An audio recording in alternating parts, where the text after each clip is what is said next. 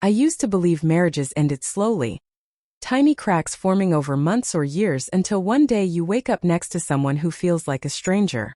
But sometimes a marriage doesn't fade. Sometimes it dies in a single second. One breath, one look, one moment you can never unsee. For me, that moment happened on a Thursday night at 9:47 p.m., standing in the doorway of my own bedroom. My name is Ethan Walker, 37, born and raised in Ohio. The kind of man who thought loyalty was the backbone of a family. Rachel, my wife, always said she loved that about me. Said I was steady, dependable, the kind of man who meant what he promised.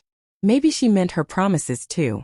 Once, before we both became people neither of us recognized. That night I came home early. The project at work wrapped sooner than expected, and I thought it'd be a nice surprise to bring takeout from her favorite Thai place. God knows we needed a moment together. Lately it felt like we were living side by side instead of together. Missed conversations, late nights, excuses dressed up as exhaustion. But I kept telling myself it was just a phase. Every marriage has slow seasons, right? I walked in balancing bags of food and called out, "Rach, I'm home." Silence. Not peaceful silence, the kind that feels staged. Like the house was holding its breath. I set the food down and listened. Nothing. Then something. Not a noise, but the absence of one. A strange, muffled stillness. My feet carried me upstairs before my brain could catch up. My heartbeat sped up, my palms warmed, and my instincts whispered what I refused to think. The bedroom door was cracked open an inch. That's where I saw her. Rachel stood frozen in the middle of the room, stiff, wide-eyed, breathing like she'd been interrupted. She wasn't undressed. She wasn't touching anyone. But guilt has a posture, and hers hit me like a punch. "Ethan," she stammered. I didn't hear you come in." I didn't answer. My eyes drifted past her, to the slightly open closet door, the window pushed too far open, the faint imprint on her side of the bed like someone had just been sitting there. My mind didn't race. It clicked. "Who's here?" I asked quietly. Her face flushed. Not with anger. Not with insult. With panic. "There's no one here," she said too quickly, like the line had been rehearsed. I stepped into the room fully.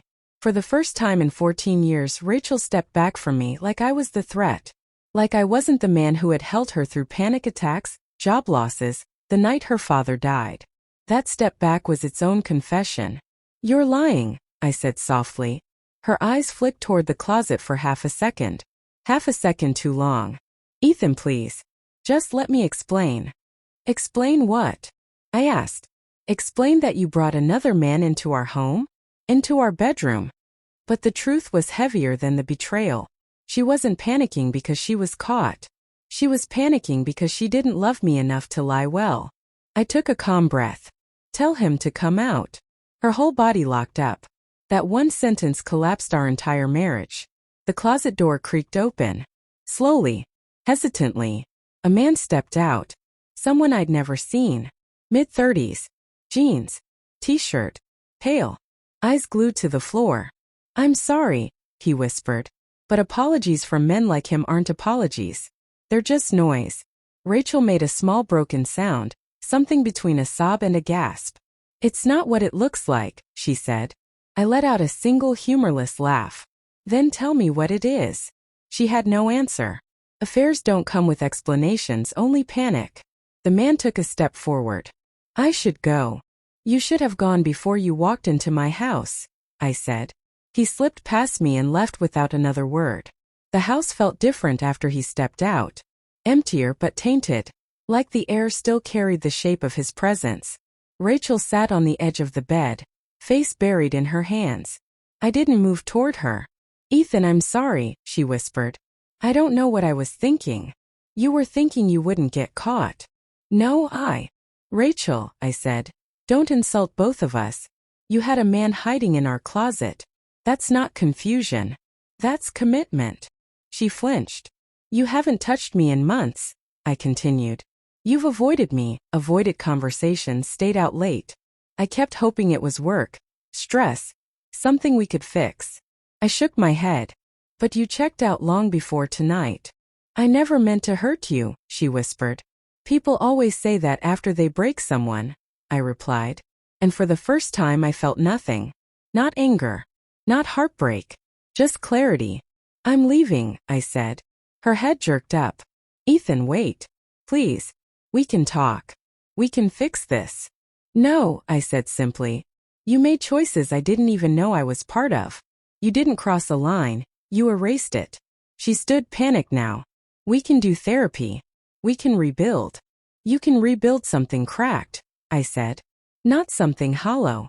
She reached for my hand. I pulled away. That empty space between our hands was the truth. I walked downstairs. Grabbed my keys. She followed, crying softly. Ethan, please don't leave like this. I turned and looked at her, really looked. The woman I had married. The woman who used to smile like I was her whole world. Now reduced to shaking hands and tears that came only after exposure. This is exactly how I should leave, I said. Quietly. With my dignity. The same way I stayed all these years. I stepped outside. Cold night air hit my face, honest, sharp, cleansing. I didn't slam the door. Didn't yell. Didn't threaten. I just walked away. And for the first time in a long, long time, I didn't feel lost. I felt free.